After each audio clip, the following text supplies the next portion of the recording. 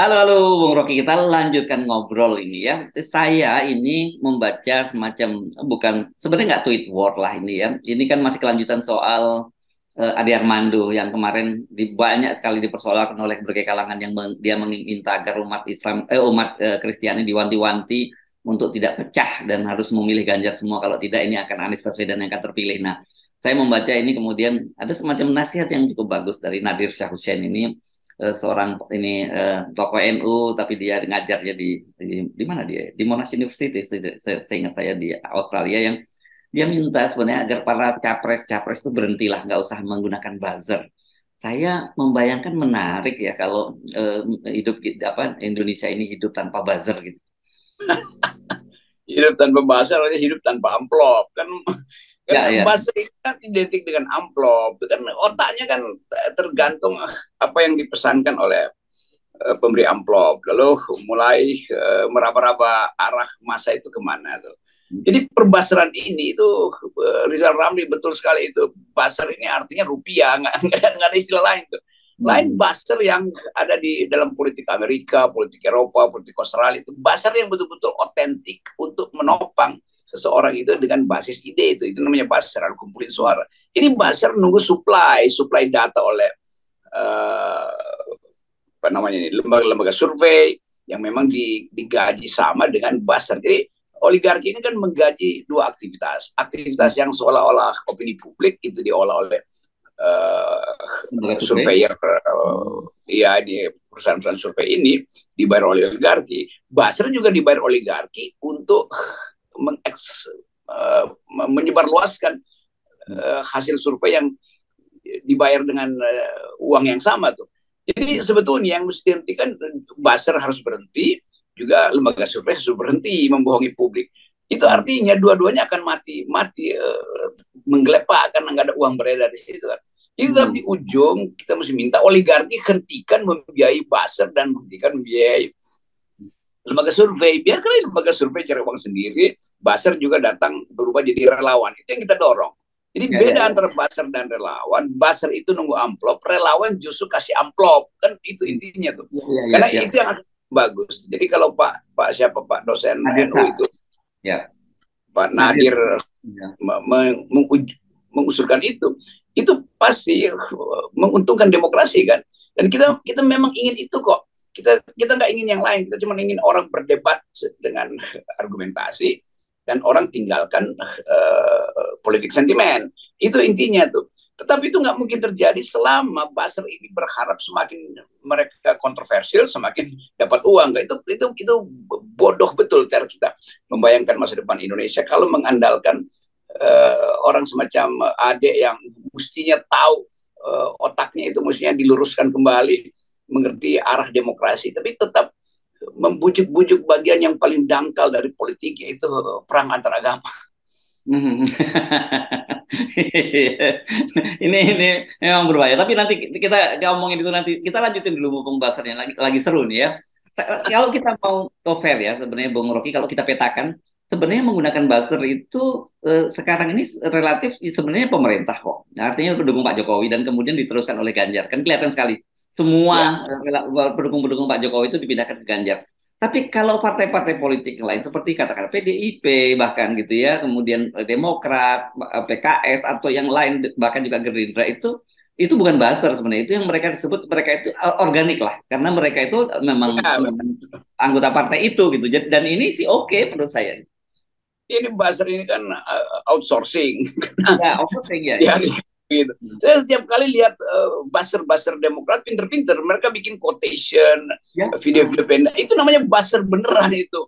Jadi Hmm. memang partai itu memelihara satu kelompok untuk lakukan apa namanya, serangan opini publik dan basisnya bagus.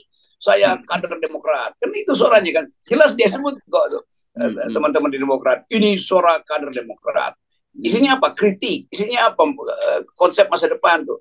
Tetapi mereka pertanggungjawabkan bahwa mereka memang kader. Demikian juga PDIP itu. Kalau PDIP anggotanya dengan sendiri jadi buzzer PDIP kan. Tetapi ini yang apa namanya, free rider ini kan itu kan dibayar tuh. Kan Ya. nggak mungkin Partai Demokrat membayar kadernya sendiri untuk jadi buzzer kan, itu nggak bisa. Demikian juga Hmm. PDIP. Gerindra nggak pelihara buzzer tuh. Jadi memang buzzer dipelihara oleh relawan Jokowi dan relawannya Ganjar itu. Lain kalau Ganjar itu pemimpin partai, maka orang akan datang sebagai buzzer yang resmi untuk Ganjar. Tapi ini buzzer-buzzer kayak corok-corok ini, itu kan dibayar oleh Ganjar ini kan.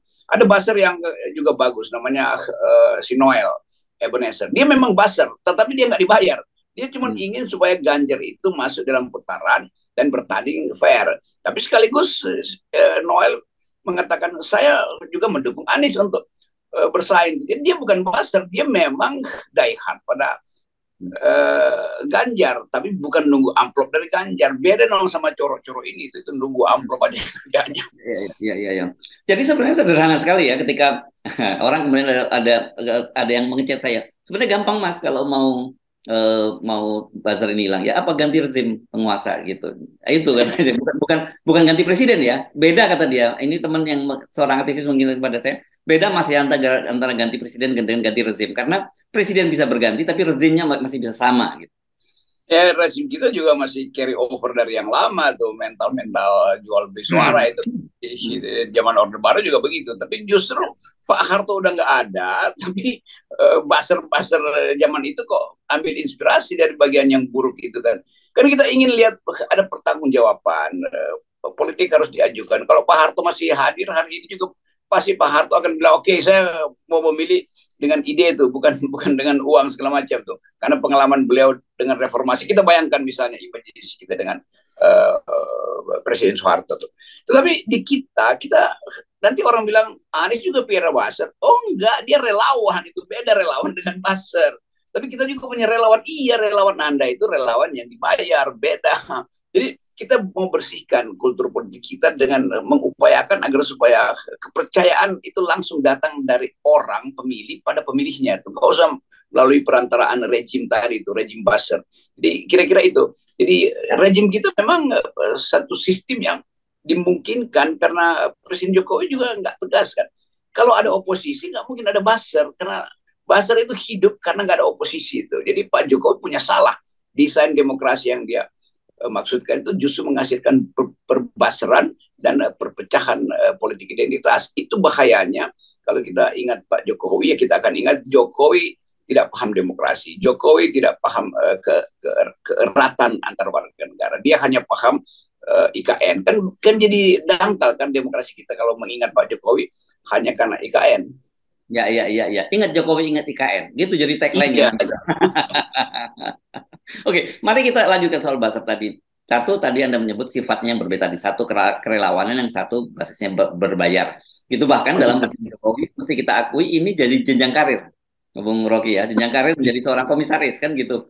Yang kedua, yang bahaya itu narasinya. Nah, kalau sudah ngomongin narasi, kita mesti ngomongin soal teman kita Ade Armando yang terus menyuarakan itu dan dengan gagah dia menolak bahwa saya tidak membawa politik identitas. Itu agak mengherankan saya kok dia bisa dengan gagah menyatakan seperti itu. Ya ada di dalam kegalauan. Dia mungkin membayangkan dia nggak akan jadi komisaris. Dan karena itu dia berupaya untuk lakukan terus narasi yang sempit sebetulnya, yang dangkal. Kan saya berteman lama, saya berteman dengan Ade Armando dan ini orang yang IQ-nya bagus sebetulnya. Tapi kan IQ itu justru bisa diatasi dengan kegairahan yang nggak dia peroleh.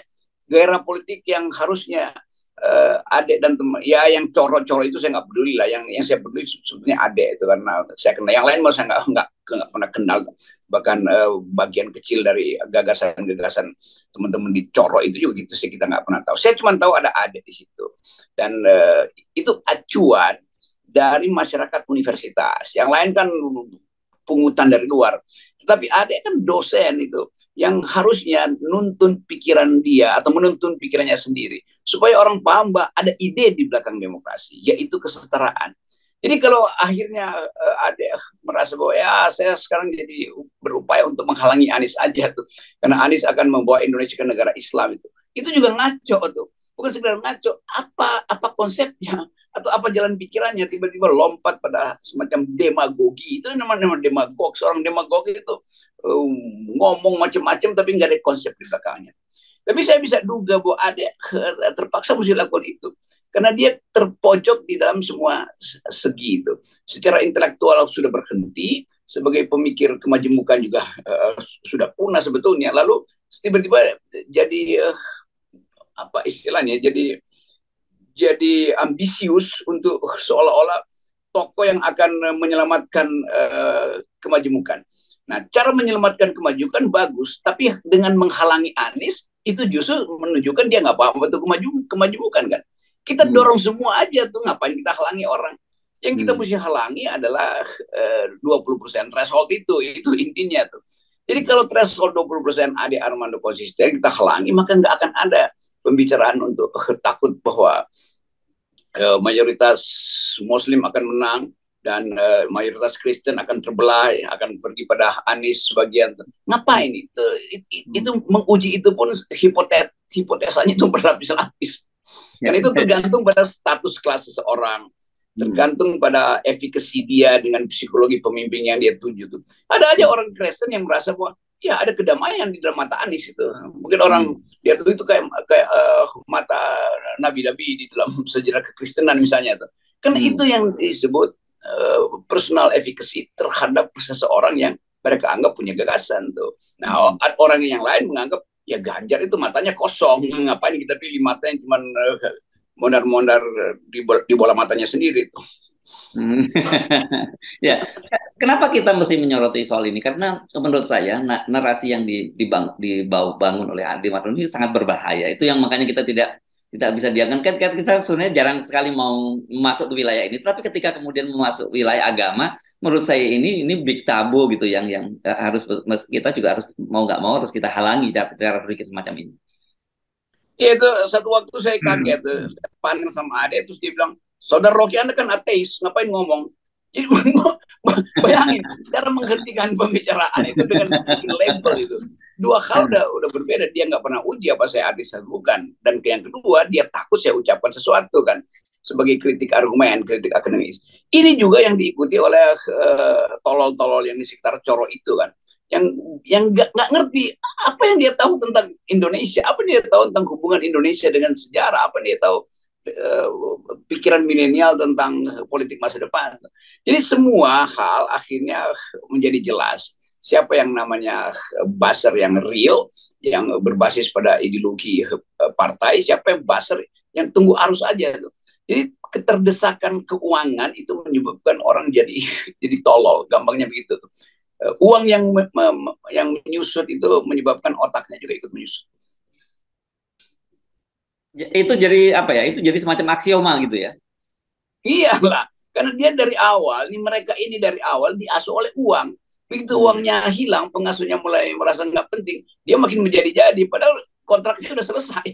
Kan kontrak Jokowi juga udah selesai, itu kontrak Ganjar udah selesai. Itu yang saya percaya sekarang tinggal kalau siapa Ganjar, siapa yang berhak untuk mengucapkan Ganjar, dia tinggal Noel. Karena saya masih bisa bercakap-cakap dengan Noel tuh. Dan Noel memberi peluang orang untuk juga menghajar Ganjar. Kalau yang sana kan membackup Ganjar. Saya memberi peluang orang untuk menghina saya karena saya dianggap membela Anies. Tapi pada saat saya kritik Anies, nggak ada orang yang bela saya juga.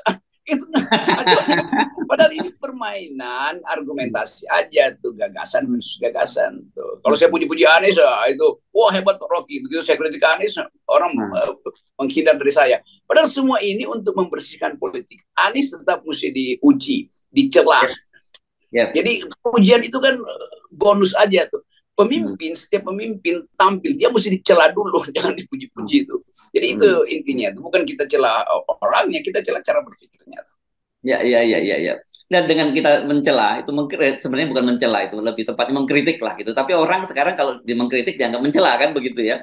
Semakin kita kritik kan itu bahaya tuh. Fanatisme pada Ganjar itu bahaya, sama bahaya dengan fanatisme pada Anies itu sama aja. Fanatisme pada Pak Prabowo juga bahaya, fanatisme pada Puan juga bahaya. Kita nggak ingin politik diasuh oleh fanatisme, junto-federalisme. Yes, oke. Jadi kalau balik ke buzzer ini, semakin semakin mendekat ke akhir dari jabatan Pak Jokowi akan semakin mengecil juga IQ dari para buzzer ini ya. Ya udah pasti begitu tuh, karena Kan semua buzzer ini bergerombol di sekitar Jokowi. Tiba-tiba kaget bahwa Jokowi udah di ujung kepemimpinan. Tiba-tiba kaget bahwa Jokowi ternyata tidak mempersiapkan penggantinya. Tiba-tiba kaget bahwa Ganjar ternyata di 2 hari ini tersaingi habis-habisan oleh Anies. Jadi panik aja sendiri kan. Padahal pemilu masih panjang. Lakukan kontemplasi, pelajari di mana kesalahan kalian, atur ulang nafas kalian tuh. Otak kalian coba ditambahkan 2% lagi itu. Kan begitu-begitu aja. Oke, dan saya kira sebenarnya bisa dicas itu dengan 0% ya. Ya, semua diselesaikan di sini sebetulnya ya. Oke. Teman-teman pasar maupun yang bodong maupun yang real itu. Thank you, Rocky. Oke, sip.